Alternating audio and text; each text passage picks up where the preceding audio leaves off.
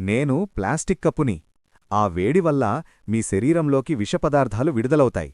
అందుకే గాజు లేదా సిరామిక్ కప్పులో తాగండి. ఇది సురక్షితం. నేను మీ టెఫ్లాన్ ప్యాన్ని.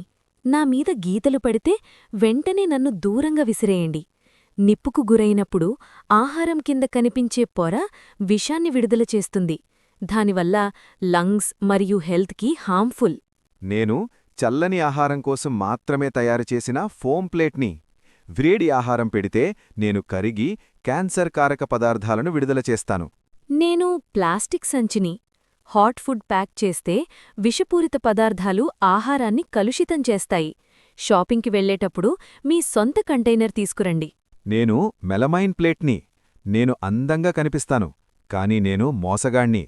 నన్ను మైక్రోవేవ్లో పెడితే నేను మీ ఆహారంలోకి విషపదార్థాలను విడుదల చేస్తాను.